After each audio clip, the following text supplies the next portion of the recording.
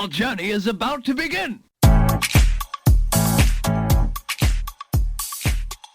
Hello à tous et bienvenue dans Happy Healthy Funky, le podcast pour oser la réinvention professionnelle et enfin kiffer. Je suis Nathalie, coach en épanouissement. J'aide les femmes à oser partir à la découverte de ce qu'elles souhaitent vraiment, prendre le chemin qui les fait kiffer et oser se réinventer professionnellement en révélant le côté funky qu'elles avaient enfoui depuis des années. Dans l'épisode du jour, je vous amène à la découverte d'une femme remarquable qui a décidé d'oser une réinvention professionnelle, d'impacter à sa manière en portant un projet de cœur.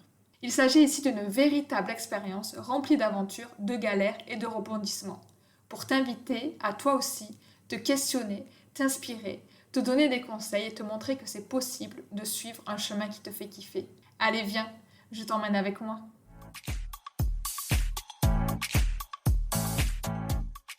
Aujourd'hui, je suis ravie d'accueillir Elisa, une entrepreneure fondatrice du restaurant Rendez-vous au kiosque où il y a de super sandwichs, plats et focaccia à déguster. Après avoir travaillé pour un fonds d'investissement pour start-up, elle suit sa passion pour la bonne bouffe, se forme à l'école du CAS, où l'on s'est rencontrés d'ailleurs, et travaille sur son projet de resto en parallèle. Elle ouvrira au meilleur moment, comme elle le dit, en plein Covid, qui ne l'a pas arrêté. Vous découvrirez cette femme pleine d'énergie, de détermination, qui s'est réinventée dans le milieu de la restauration et qui kiffe sa vie bien chargée de restauratrice, d'entrepreneur et consultante food and beverage. Bienvenue Elisa, je suis hyper contente de t'avoir ici dans le podcast. Merci Nathalie, moi aussi. J'aime bien commencer en disant justement que tout commence par un rêve. Quel est le tien Elisa ? J'ai plein de rêves au point que j'ai une note dans mon portable avec tous les métiers et toutes les choses que je vais faire dans ma vie. Et elle s'allonge. J'ai beaucoup de choses qui m'intéressent. Donc, j'ai envie de faire de la comédie musicale, j'ai envie de faire du journalisme, j'ai envie de vivre les pieds dans le sable un moment. Voilà, j'ai envie de faire plein de choses différentes. C'est très bien. Du coup, je pense qu'en te présentant, on va déjà comprendre aussi que tu as réalisé peut-être pas mal de tes rêves. Est-ce que tu peux nous dire qui tu es et ce que tu fais aujourd'hui ? Qui je suis ? J'ai 27 ans et j'ai ouvert restaurant, café, maison dans la rue qui s'appelle Kiosque. Il y a pile un an, on a fait une grosse boom il y a 2 semaines pour fêter notre anniversaire. Et j'ai changé un petit peu de vie en effet, parce qu'avant ça, j'ai fait 2 autres métiers, puisque j'ai commencé à travailler un petit peu tôt, à 21 ans. Enfin, je crois que c'est tôt. Et du coup, voilà, j'ai changé de vie il y a 2 ans et demi. Donc, il y a eu 1 an et demi de taf avant d'ouvrir le resto. Et là, on a ouvert depuis 1 an. À Paris, dans le 2e. Ça s'appelle Kiosque sur Internet, ça s'appelle RDV au kiosque. N'hésitez pas à aller nous lâcher vos mots doux et vos commentaires. Et surtout, n'hésitez pas à aller déguster les plats. Aujourd'hui, tu es l'heureuse propriétaire du kiosque, mais tu ne fais pas que ça. Est-ce que tu peux nous raconter un petit peu tes multicasquettes que tu occupes aujourd'hui ? Oui, alors comme je trouvais que j'avais pas assez de travail avec le resto, j'ai aussi lancé un podcast l'été dernier autour évidemment de la bouffe. Le podcast s'appelle Basics of Bouffe, il est sur la chaîne qui s'appelle Business of Bouffe et on décortique en 10 minutes des sujets autour de l'alimentation pour expliquer de manière simple et ludique, j'espère, ce que c'est que le vin nature, le levain, la saisonnalité chez les poissons, etc. Donc je fais ça et ça sort tous les lundis matins sur toutes les plateformes d'écoute. Je fais aussi un peu de conseils en restauration pour soit des particuliers qui ouvrent leur restaurant, qui veulent renouveler une carte, changer un peu leur concept, etc. Soit des groupes sur, pareil, des renouvellements de cartes, des créations de concepts, etc. Donc voilà, j'aime bien faire différentes choses, c'est ça qui me nourrit. Et aussi les différentes activités que je fais se nourrissent entre elles. C'est trop bien, ça me donne envie de te poser 1001 questions. Mais est-ce que tu peux nous expliquer ce que tu faisais avant et qu'est-ce qui t'a boosté, motivé, fait passer à l'action pour ouvrir un restaurant ? Alors en fait, juste avant le restaurant, j'ai travaillé pendant 2 ans dans un fonds d'investissement dans les startups, donc en capital et risque.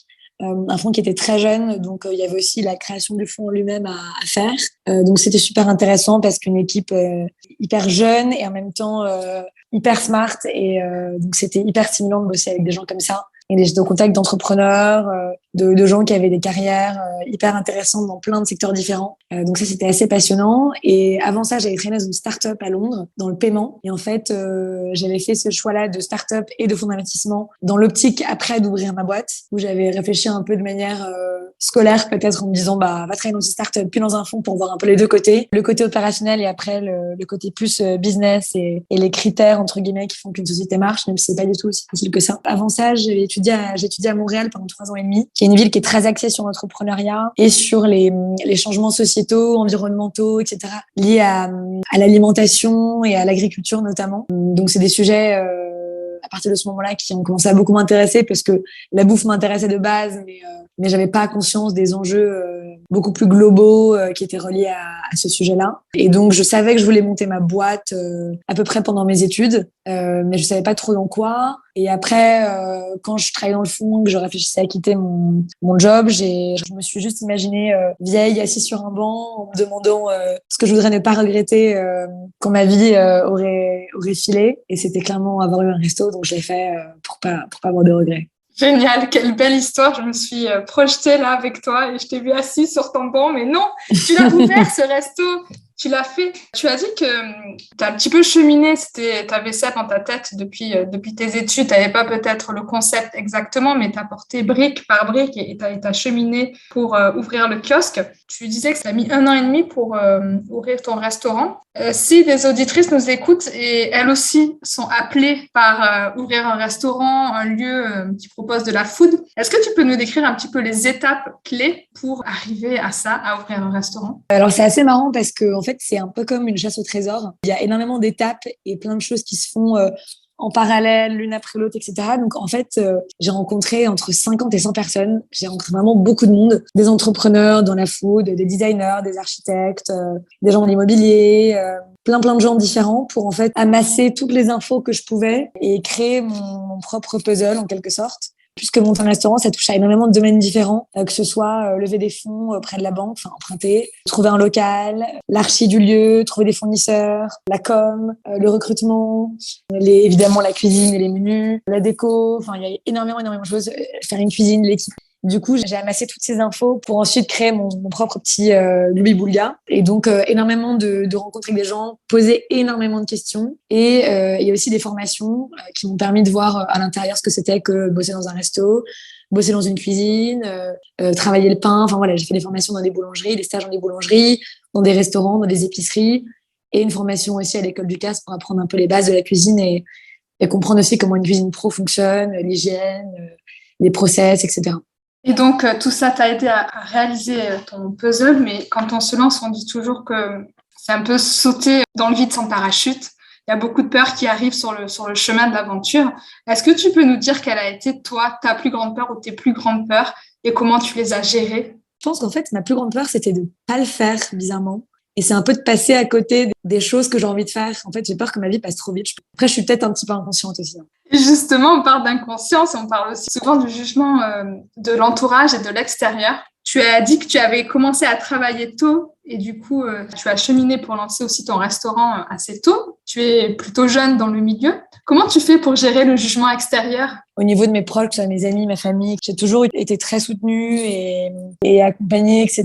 Donc ça n'a pas été trop un jugement, en tout cas négatif. Et sinon, après, évidemment, parfois, on a des commentaires de clients qui nous lâchent des avis Google parce que leur sandwich n'était pas aussi épais que celui de leur voisin. Enfin voilà, il y a toujours ce genre de choses à apprendre à recevoir. Mais bon, voilà, il faut éviter de se focaliser trop dessus et se focaliser plutôt sur le positif parce que généralement, heureusement, on a quand même plus de compliments que de commentaires négatifs. Et après, au niveau plus des gens que je rencontrais, j'ai pas trop eu l'impression d'avoir été jugée ou parce que j'étais jeune ou que j'étais une femme. Je pense que j'ai eu un commentaire depuis le début avec juste un passant qui était venu prendre nos parpaings qu'on a pendant les travaux.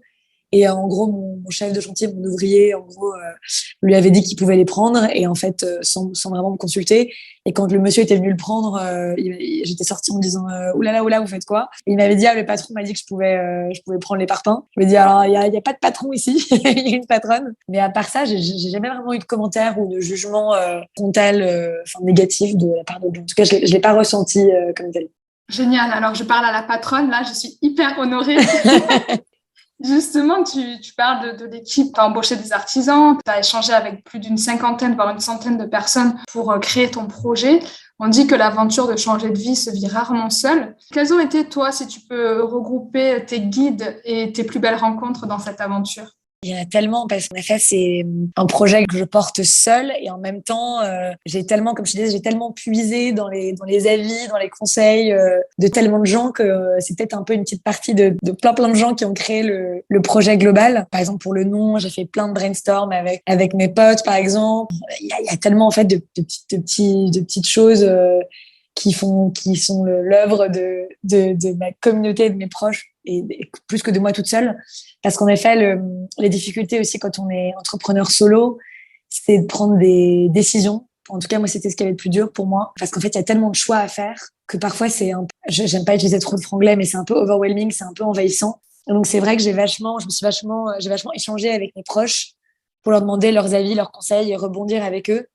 Et pas rester dans mon petit cloisonnement personnel parce que sinon, en fait, il y avait trop de choix à faire et j'avais l'impression que c'était des choix tellement engageants. Alors qu'au final, bon, un nom, une couleur et autres, au final, ça peut se changer ou tout le projet repose pas sur ça. Mais c'est vrai que quand on porte le projet, quand on est en train de créer le projet et qu'on est seul, on a l'impression que chaque choix qu'on fait va être complètement engageant et qu'on pourra jamais le changer, quoi. Et alors que voilà, les chaises que j'ai achetées, etc. Bon, bah, au final, si je les aime pas, je les change et c'est pas très grave, quoi. Du coup, dans tes prises de décision qui ont été nombreuses dans ce cheminement, est-ce que tu peux nous partager quelle a été pour toi la plus grande décision ou la plus dure décision à prendre? Mais en fait, bizarrement, je crois que la décision la plus dure à prendre, c'était le nom du resto. Et vraiment, je me suis creusé les méninges. Pendant le confinement, je me levais à 5 heures du matin, je faisais des tours dans le jardin pour essayer de trouver l'inspiration divine. Enfin, c'était terrible. Je faisais des listes et des pages de noms parce que je voulais un nom qui soit unique, que je puisse réutiliser dans la com, qui soit déclinable, qui soit pas pris sur Instagram, qui soit disponible à l'INPI. Donc, j'avais énormément de critères. Et en fait, voilà, il a fallu un moment se décider et j'ai changé avec une copywriteuse, en gros une journaliste qui écoutait un peu mes critères et je lui disais qu'au final, le critère principal, c'est que je voulais un nom qui soit chaleureux et qui représente un peu une maison, une petite maison, un lieu de vie. Et elle me dit, mais pourquoi tu l'appelles pas kiosque, écrit à l'anglaise? En fait, directement, je me suis dit, mais oui, t'as raison, c'est un nom qui est court, qui est facile à retenir, qui se dit aussi bien en français qu'en anglais. Et du coup, voilà, je suis partie là-dessus et voilà, c'était pas le nom parfait, mais pour l'instant, ça me va bien et ça représente pour moi un petit lieu de vie, un peu comme un kiosque à journaux où on peut aller tous les jours, on connaît la personne qui y travaille, on trouve un produit un peu déclinable, le journal chez le marchand de journaux et le sandwich en gros chez nous. Et justement, avec le kiosque, qu'est-ce que tu souhaites apporter? Quel impact tu souhaites avoir au niveau de la cuisine ou avec l'offre que tu proposes aujourd'hui? Ben déjà, je suis dans un quartier de bureau, donc l'idée c'était que je voulais apporter de la nourriture super gourmande, super kiffante, mais aux gens donc qui travaillent, aux gens du coin, mais avec un sourcing produit très très très qualitatif et des forts engagements environnementaux. Quelle que soit la boîte que j'allais monter, de toute façon, je voulais monter une boîte qui était alignée avec mes valeurs et notamment mes valeurs environnementales et sociales parce que tout va ensemble. Et du coup, on a mis en place plein de choses pour essayer d'avoir un impact le plus vertueux possible. Donc, on fait notre compost, on a un fournisseur d'énergie verte, on n'a pas de film plastique en cuisine, on n'a pas d'aluminium, on réutilise au maximum les épluchures, les fans, etc. L'eau, je travaille avec nos fournisseurs pour limiter au maximum le conditionnement, donc les boîtes, le plastique, les cagettes, enfin tout ça. C'est des choses qui allaient totalement de soi pour moi et qui au final, je pense, nous simplifient plus la vie qu'autre chose. Quand les gens me demandent, mais oh là là, c'est tellement de contraintes, etc., je leur dis, mais c'est le contraire de contraintes, tout est tellement plus simple. Il y a moins de déchets, ça prend moins de place, ça nous coûte moins cher. Pour moi, tout est positif, tout est vertueux de travailler comme ça, quoi. Ce sont des valeurs fortes que tu portes et que tu as mises dans ton projet. Quand on se lance aussi, on dit qu'on part à la découverte de soi et qu'on découvre des facettes parfois inconnues de nous. Est-ce que ça a été ton cas? Est-ce que tu as découvert des facettes de toi et comment est-ce que tu as vécu cette quête? Ouais, non, mais c'est énormément d'apprentissage. J'apprends vraiment tous les jours. C'est ça qui est super intéressant et super stimulant. J'apprends sur moi et j'apprends sur mon activité et même là avec le podcast, même restaurant, etc. J'apprends continuellement. C'est ça qui est super intéressant et qui passionne au jour le jour. Et après, sur moi, non, je pense que j'ai découvert plein de choses sur les autres, sur mon mode de management par rapport aux gens, comment je voulais gérer une entreprise, etc. Je pense que j'ai réussi à puiser au fond de mon énergie, quoi. Maintenant, j'ai l'impression que je suis invincible, quoi. Quand je me fais des semaines où je dors 4 heures par nuit, 7 jours d'affilée, où je repars à l'autre bout de la ville chercher un truc en vélo, je reviens, je dois laver mes torchons en rentrant chez moi, cuisiner et servir pour 40 personnes toute seule jusqu'à 2 heures du mat. Donc j'ai vraiment maintenant l'impression que je peux tout faire. Qui c'est la patronne du coup? C'est toi. Du coup, justement, sur la structure de ton restaurant, est-ce que tu peux nous expliquer 2 choses? 1, une journée type ou une semaine type pour toi. Et 2, quelle est ton équipe aujourd'hui? Alors, en fait, on fait plein d'activités différentes au kiosque. On fait notre activité principale, ça reste le déjeuner, parce qu'on est dans un quartier de bureau. Donc, on est ouvert en gros de 8h à 16h à peu près. Donc, le matin, on a des cafés, des pâtisseries, des petits déjeuners. À midi, c'est notre activité principale. Donc, on fait des sandwichs, des salades, des plats chauds, des pâtisseries, etc. Et le menu change toutes les semaines. L'après-midi, on refait les cafés. On a beaucoup de gens qui viennent pour nos cookies parce que nos cookies sont prêts de manière totalement objective. On fait aussi des apéros, notamment l'été, avec du vin, des bières, des petites assiettes, etc. On fait aussi des dîners avec des chefs. À peu près un mercredi sur 2 où on a des chefs qui viennent cuisiner avec un menu de dégustation où il y a 40 places et on propose aussi un accord mets vin avec le dîner. Donc c'est sur réservation et les gens viennent dîner. Derrière les menus, on a des petites questions de conversation où les gens échangent entre eux parce que c'est 4 tables de 10, donc les gens se retrouvent à dîner avec des gens qu'ils connaissent pas forcément. On fait ça, on fait aussi des privatisations pour les entreprises ou les particuliers, des anniversaires, etc. On fait aussi un peu de traiteur.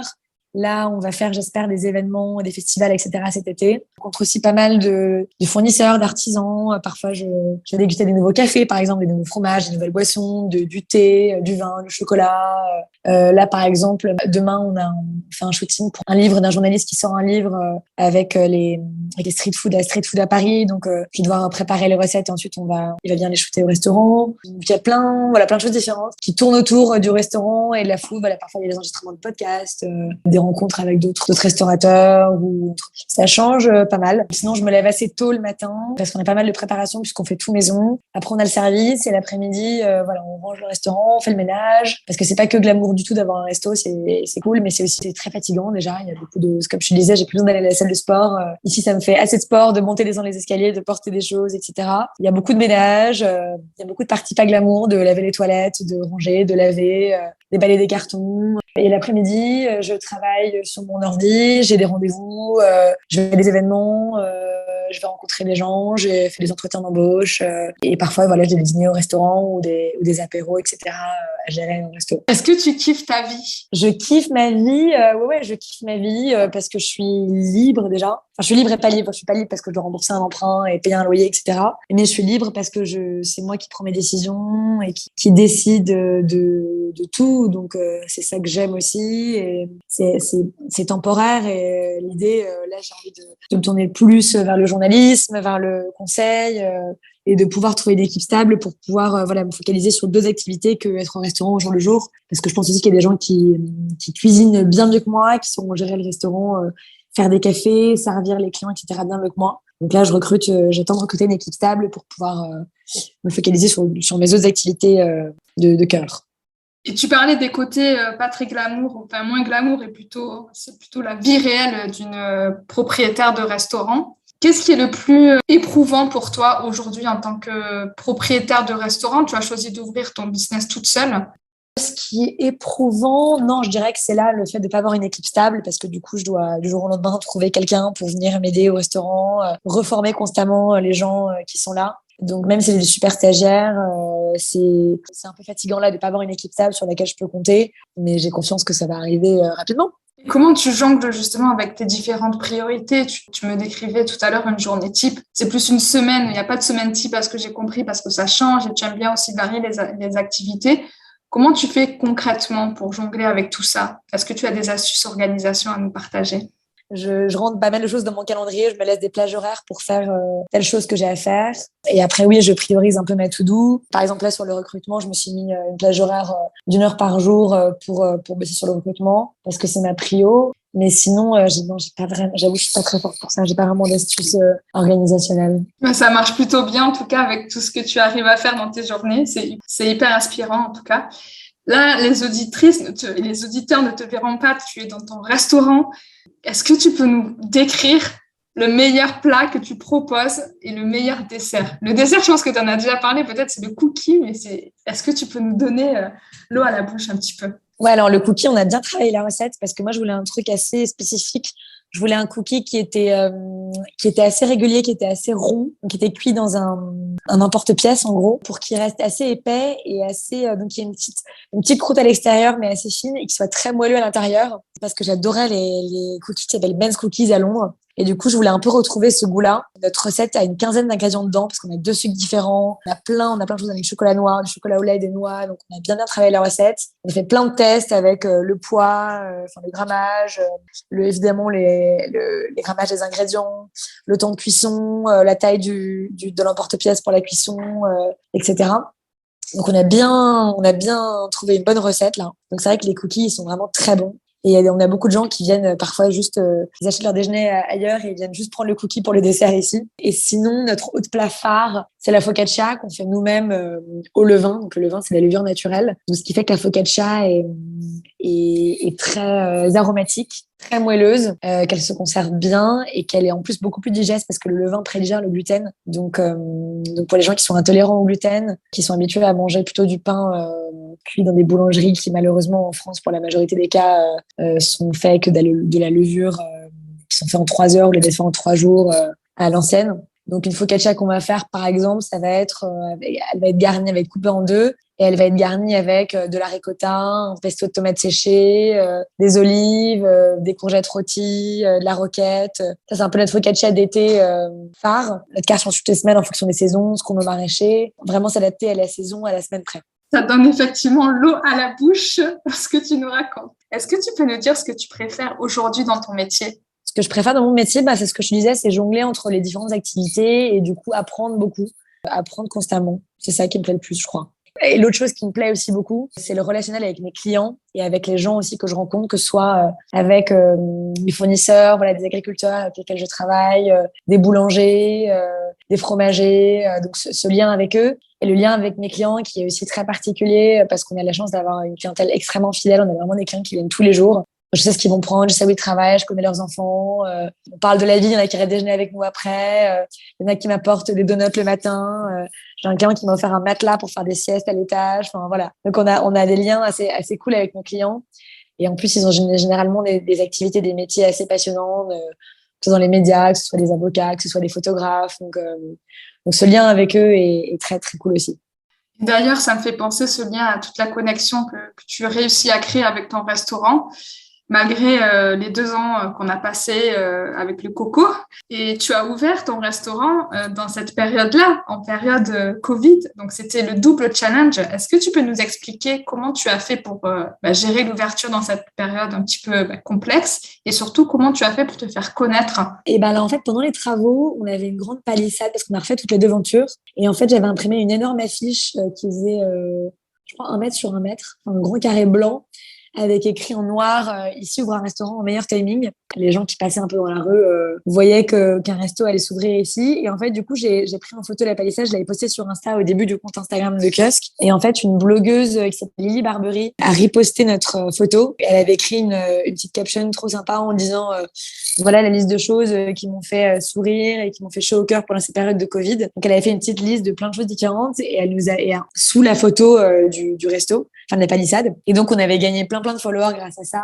Et en fait, voilà, c'est un peu un effet boule de neige de ça, de aussi énormément de proches qui ont partagé, qui ont soutenu le projet. Donc, on a créé une communauté grâce au bouche à oreille au début. Pour ça, évidemment, je suis hyper redevable à tous mes proches qui étaient trop sympas et ont beaucoup soutenu le projet. Beaucoup de bouche à oreille, un petit peu de RP entre guillemets, enfin, que j'ai fait vraiment en mode amateur, toute seule, à contacter un peu les journalistes que j'aimais bien et qui, je pense, pouvaient apprécier le restaurant et ce qu'on faisait. Quelques influenceurs food, des journalistes food qui sont venus d'eux-mêmes goûter. On a eu très très bon par exemple qui est venu filmer au restaurant et on a eu d'ailleurs la meilleure note, on a eu très très bon, donc on était très contents.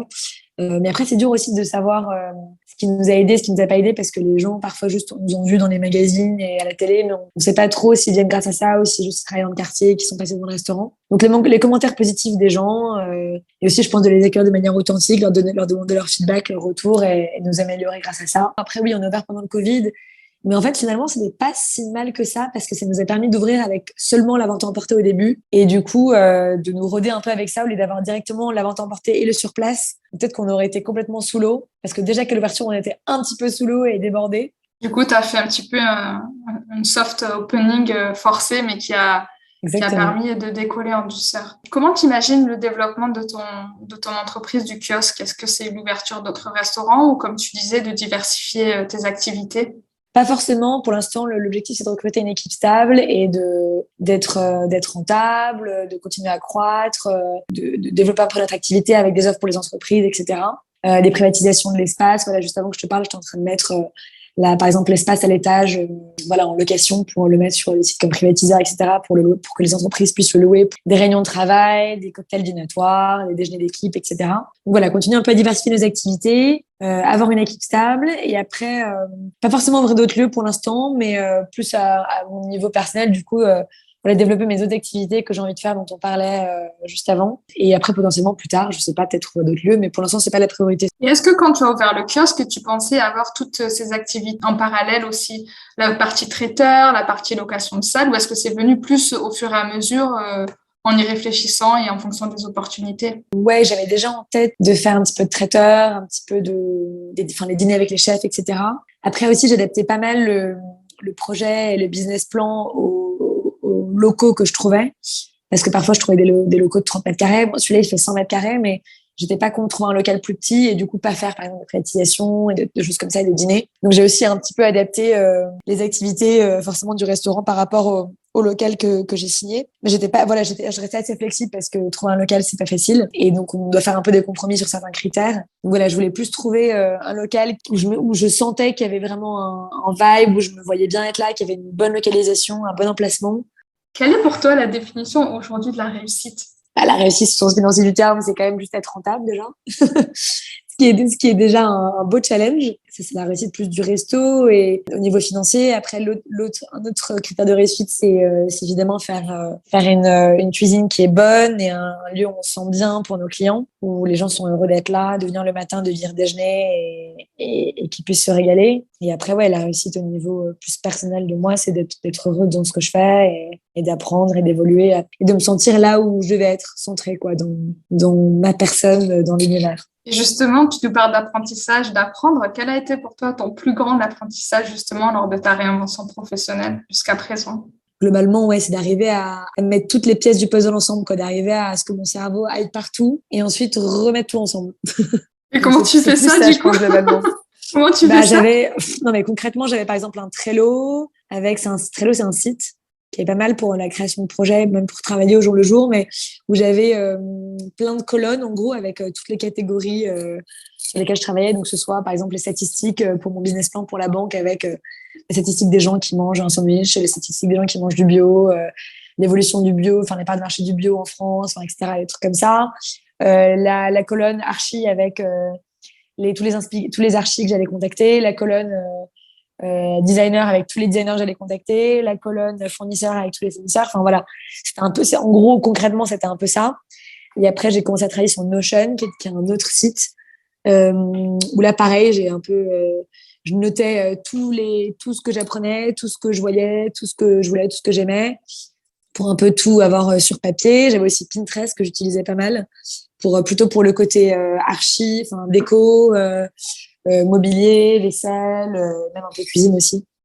Donc, ouais, je mettais tout enfin, un peu tout sur papier, quoi. C'est des outils hyper puissants, Notion et Trello, que tu nous partages dans la gestion de projet. Est-ce que tu continues de les utiliser aujourd'hui dans ton quotidien pour la création de menus, tout ça, ou pas du tout? Trello, non. Notion, oui, un petit peu. Et j'utilise pas mal aussi Notion et Pinterest pour mes activités de conseil. Donc, par exemple, Pinterest pas mal sur des créations de concepts pour, pareil, la déco, les plats, la vaisselle, etc. J'aime beaucoup Pinterest. C'est très bien, Pinterest. Je pense qu'il y a beaucoup de femmes qui sont en gestion de projet ou en inspiration là, qui aiment bien passer du temps sur Pinterest. C'est vrai, c'est la plateforme d'inspiration par excellence, surtout pour ouvrir un restaurant. Ouais, de classifier avec J'ai vraiment un Pinterest, je pense, avec 50 boards différents, quoi. Le verre, la tasse, les vases, les murs, les sols, le banc. Enfin, voilà, j'ai vraiment tout classifié pour dès que je cherchais un truc, pouvoir directement aller dans le bon tableau et directement voir les inspirations qui me plaisaient pour aller un peu droit au but, quoi. Et justement, ce Pinterest, tu l'as sourcé pendant ta phase de réflexion, combien de temps? Ouais, pendant un an, quoi, pendant toute la création du resto. Et je continue à l'alimenter dès que je vois quelque chose qui me plaît. Et sur Instagram, d'ailleurs, aussi, autre outil, mais sur Instagram, j'ai beaucoup dans mes enregistrements, j'ai plein de dossiers différents aussi, avec plein de posts, du coup, Instagram que j'enregistre, d'inspiration de bouffe, de mobilier, même de voyage, de plein de choses. Par exemple, quand je fais une nouvelle carte ou autre, je vais là-dedans. Quand il me faut, par exemple, de la vaisselle, etc., je regarde là-dedans. Enfin, voilà, je classifie aussi pas mal les choses sur Insta. Merci de nous partager ton processus créatif. En tout cas, je pense que c'est important de montrer que l'inspiration, ça vient pas comme ça du jour au lendemain. C'est une phase aussi qu'on se crée soi-même et qu'il y a des outils hyper utiles pour mettre ça en place. Est-ce que tu peux nous partager un flop, chose la plus inattendue que tu as rencontrée dans ton projet et comment tu as su rebondir? Honnêtement, je pensais trouver une équipe stable beaucoup plus tôt et je pensais garder mon équipe de départ très longtemps. Après, j'avais été un peu prévenue par des restaurateurs qui me disaient que l'équipe du début est rarement celle qui reste sur le long terme. Mais je pensais vraiment arriver à stabiliser une équipe plus tôt. Donc, c'est ça que je trouve le plus dur là, en tout cas en ce moment. Après, j'ai l'impression que je suis pas la seule à vivre ça. En restauration, c'est très, très compliqué le recrutement en ce moment. Et du coup, comment tu gères cette phase de découragement? Est-ce que tu as un réseau d'entrepreneurs comme toi? Est-ce que c'est ton entourage? Ou est-ce que tu as des astuces à nous partager pour gérer ces montagnes russes émotionnelles? Non, pas vraiment. Je me dis juste que de toute façon, il faut que je trouve une solution. Et c'est ce que je répète tout le temps à l'équipe, toute la journée, c'est qu'il n'y a pas de problème, il n'y a que des solutions. Je me décourage pas, je me dis juste que je vais trouver quelqu'un un jour, je vais trouver une équipe bien un jour. Mais oui, donc il faut toujours trouver une solution. Bah, quelqu'un n'est pas dispo du jour au lendemain, bah, tac, moi je fais appel à mon réseau, aux gens qui sont venus avant, à mes proches, aux amis d'amis, aux amis de mes petites sœurs qui travaillent pas ou qui sont étudiants et qui peuvent venir faire un extra. Enfin voilà. Et justement, est-ce qu'on peut dire que ça fait partie c'est ta phrase fétiche un petit peu, ta phrase inspirante, il y a toujours une solution? Ah ouais, il n'y a pas de problème, il n'y a que des solutions, ça clairement. Et est-ce qu'il y a un conseil que tu aurais aimé te donner à la toi d'avant, ouvrir ton restaurant avant ton aventure entrepreneuriale? Dors bien, repose-toi bien. Vraiment, oui, c'est beaucoup d'inattendus, beaucoup d'imprévus, mais ça me dérange pas. J'aime bien les risques, j'aime bien l'imprévu, j'aime bien devoir gérer des situations au bord du gouffre. J'aime bien travailler sous la pression, donc ça me dérange pas trop. Non, ouais, suivre son instinct, écouter les conseils des autres, mais après aussi écouter les conseils des autres, mais pouvoir le digérer et l'appliquer quand même en fonction de son propre business, parce que tous les conseils des gens sont pas toujours les plus avisés parce qu'ils sont pas en interne dans le projet. Mais je prends beaucoup de conseils, je continue à demander beaucoup de conseils à mes proches et à des gens qui ont de l'expérience, qui me font en gros un peu du mentorat, voilà, de temps en temps pour me guider et m'aider sur des sujets un peu stratégiques et autres où moi je suis jeune et inexpérimentée. Donc voilà, je continue à puiser du conseil de mon entourage. Et du coup, qu'est-ce que tu donnerais comme meilleure astuce à une femme qui voudrait ouvrir un lieu comme toi, un petit peu sur Paris? Et franchement, il faut juste le faire, quoi. Il faut juste le faire parce faut pas se mettre des barrières, en fait. C'est pas très compliqué. Il faut beaucoup travailler, ça c'est sûr. Beaucoup poser de questions, beaucoup s'intéresser. Enfin, c'est vraiment bateau, mais qui ne tente rien à rien, quoi. Il faut juste mettre les mains dans le cambouis et finalement, voilà, le projet naît comme un petit bébé, comme une petite fleur qui pousse, en gros, mais ça arrive au bout d'un moment, quoi. Le travail et les actions, etc. payent et il faut juste le faire. Comme Nike, just do it.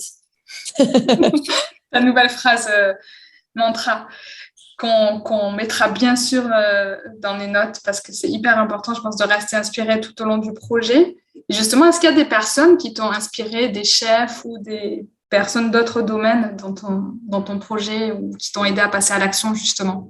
Bah, beaucoup de gens, beaucoup de projets. Il y a vraiment des lieux que j'adorais, que j'adore toujours d'ailleurs, comme l'Épicerie L'Idéal à Marseille où j'ai travaillé, des boulangeries comme Atelier P1 ou Ten Bells. Voilà, c'est vraiment des lieux que j'adore et portés par les entrepreneurs que j'admire beaucoup. Julien, par exemple, qui a créé Atelier P1, On a pas mal échangé pendant la création de mon resto. Alice qui est la fondatrice de Ten Bells est passée dans mon podcast pour nous parler du pain, des viennoiseries, etc. Donc des gens comme ça. Et après, je pense des personnes comme Céline Chung et Billy Pham qui ont monté Bao Family, qui m'ont aussi pas mal inspirée, qui m'ont aussi un petit peu aidée et qui au début en fait c'était un peu partie des gens qui m'ont fait me dire que j'avais le droit de monter un restaurant et que un peu ma carrière un peu toute tracée de bonne élève en fait finalement j'avais pas besoin de la suivre et je pouvais faire autre chose qu'un travail un peu de bureau qui m'était un peu prédestiné par ma famille ou mes études. Donc, ouais, peut-être des gens comme ça qui ont des parcours un peu de reconversion, une émulation de mes rencontres, etc. Que ce soit aussi, par exemple, Gilles Matignon qui nous fournit notre farine, qui est mené à Château-Rendon dans le sud de Paris, où je suis allée visiter son moulin, il m'a expliqué comment on fait la farine. Enfin, voilà, c'est vraiment un mélange de plein de gens qui m'ont beaucoup inspirée. Ça fait un joli patchwork en fait qui font aujourd'hui le projet tel que tu le portes. Je pense que ça inspirera beaucoup de femmes. Est-ce que tu donnerais le conseil aussi tu as fait une formation en cuisine, tu n'as pas lancé ton restaurant avec zéro connaissance. Est-ce que pour toi c'est un indispensable? Clairement, lancer un restaurant sans avoir aucune notion de cuisine, c'est très compliqué parce que et les banquiers du coup ont raison de plus se prêter de l'argent à des gens qui ont des formations de cuisine parce qu'en réalité si le chef se lève pas le matin pour venir cuisiner ou si le chef part du jour au lendemain, il faut vraiment pouvoir ouvrir le resto quoi. Donc ça me semble totalement indispensable d'avoir en tout cas des bases de cuisine et pouvoir se dire qu'on peut ouvrir le restaurant et qu'on peut cuisiner à peu près bien si le chef est pas là et pouvoir aussi en fait recruter, savoir si un chef a à peu près la technique nécessaire, si ce qu'il fait est bon, pouvoir le corriger un peu si on veut un taillage différent, une méthode de cuisson un peu différente. Voilà. Après, ça passe aussi beaucoup par le palais. Moi, j'avoue que je vais beaucoup au restaurant et j'adore goûter. Donc, je pense que si mon palais s'affine au fil de l'eau. Donc, il faut aussi savoir un peu ce qui est bon, ce qui est pas bon. Mais avoir des bases de cuisine, ça me semble indispensable. Du coup, je pense que ça va donner aussi des idées de formation à faire pour d'autres personnes qui voudraient se réinventer. Aujourd'hui, tu nous as pas parlé d'une casquette. Tu fais partie tu es membre consultatif. Quel est l'intitulé exact? Oui, c'est vrai. C'est un titre très pompeux. Alors, quel est le titre exact? Je suis membre du conseil consultatif de l'école Ducasse. Donc, en gros, on travaille sur le programme pédagogique de l'école. On a eu une réunion il y a 2 semaines à l'école avec une 30aine de personnes, dont Alain Ducasse. Donc, c'était un grand honneur de le rencontrer. Et du coup, on a travaillé sur tout le programme de l'école pendant toute une demi-journée, sur plein d'aspects, que ce soit leurs engagements au niveau du développement durable, de l'écologie, de leur com, des formations des élèves sur ceux qui vont aller travailler dans les palaces plus tard. Enfin, voilà, plein de choses. Et donc, c'était super intéressant parce qu'il y avait plein de profils différents. Et donc, j'en suis sortie aussi avec plein de notes, plein d'idées pour moi et les restaurants. Du coup, toi, tu t'es plus orientée vers la street food premium, mais de qualité et avec des valeurs fortes. Est-ce qu'à un moment donné, tu avais voulu travailler dans un palace ou ton projet était clair depuis le début? Non, palace, non. Après, ça m'aurait intéressé de voir comment fonctionne un palace. Mais non, je voulais plus monter quelque chose de plus petit et plus cosy, plus comme ma maison ouverte dans la rue, quoi. Ben justement, pour terminer et te laisser dans ta jolie maison que je vois avec les belles pierres, je te propose la dernière partie de ce podcast qui est là où on tord le cou aux idées reçues sur la reconversion professionnelle. Donc, le concept, c'est je commence une phrase et tu la termines avec ce qui te passe par l'esprit. Tu es prête? Je suis prête. Avant de me lancer, je n'aurais jamais pensé que ce serait aussi fatigant. Le pire conseil que l'on m'ait donné, c'était... Il faut absolument avoir un ou une associée. Je peux pas lancer une boîte seule. Avant, je pensais que la réinvention professionnelle, c'était... Non, j'ai toujours pensé que c'était génial. C'était ma vie, que toute ma vie, je voulais changer de vie régulièrement. Changer de métier tout le temps. Je pense concrètement qu'on peut faire beaucoup de choses.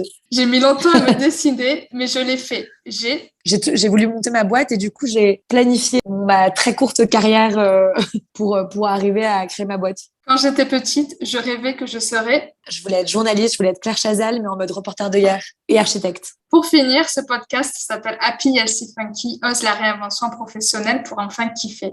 Est-ce qu'il y a quelque chose qui te rend happy aujourd'hui dans ton quotidien? Non, happy, c'est les gens avec qui je travaille, c'est les clients que j'ai, c'est les discussions que j'ai, c'est les liens que j'ai avec eux, et c'est la bonne bouffe que je mange, pas forcément au restaurant, mais surtout quand je vais dans d'autres restaurants. Parce que du coup, j'ai une bonne excuse d'aller au restaurant pour apprendre et découvrir des nouveaux plats et potentiellement des nouvelles inspirations. Et est-ce qu'il y a une habitude healthy, bien-être, de ta vie de femme que tu voudrais nous partager? Je fais super gaffe à ce que je mange. C'est pas dire que je mange des graines, mais je mange des produits qui sont issus d'une agriculture vertueuse, donc qui sont pas bourrés de pesticides, ni chauffés sous des serres brûlantes ou qui sont venus à l'autre bout du monde. Mais je mange plein de pâtes, je mange plein de pain, je mange plein de beurre, mais que des produits qui sont pas transformés.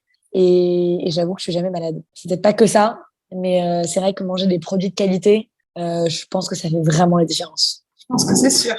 Qu'est-ce qui est le plus funky aujourd'hui dans ton quotidien? C'est de faire toutes mes activités différentes. Et qu'est-ce que tu kiffes le plus aujourd'hui et que tu ne pouvais pas faire dans ta vie d'avant, avant de te réinventer? À faire exactement, aller là où j'ai envie d'aller. Et si j'ai envie de créer un podcast, je le fais. Si j'ai envie d'aller rencontrer telle personne, je le fais. Ou de suivre mes envies, mes instants. Je pense que ça va donner envie à beaucoup de femmes. Est-ce que tu peux nous dire où est-ce qu'on peut te retrouver, Elisa? On peut me retrouver au restaurant kiosque 18 rue Saint-Fiacre, dans le 2e à Paris. On peut me retrouver sur l'Instagram de kiosque RDV au kiosque. On peut me retrouver sur LinkedIn, Elisa Gauthier. Et est-ce que tu as un message final à faire passer ou une actualité que tu voudrais nous partager? Toutes les actualités du restaurant sont sur Instagram, donc vous pouvez nous suivre pour être au courant un petit peu des dîners qu'on fait, des apéros, etc. Et sinon, ce qu'on a dit, just do it. Merci beaucoup, Elisa. Merci à toi, Nathalie. Merci beaucoup d'avoir écouté cet épisode. J'espère qu'il t'aura aidé à avancer sur ton chemin, où que tu sois. N'hésite pas à venir me faire un petit coucou sur Instagram, @happysfunky, à télécharger ton guide pour avancer vers ton chemin de kiff. Et surtout, si cet épisode t'a plu, n'hésite pas à me laisser un avis 5 étoiles afin de faire connaître Happy Healthy Funky au plus grand nombre.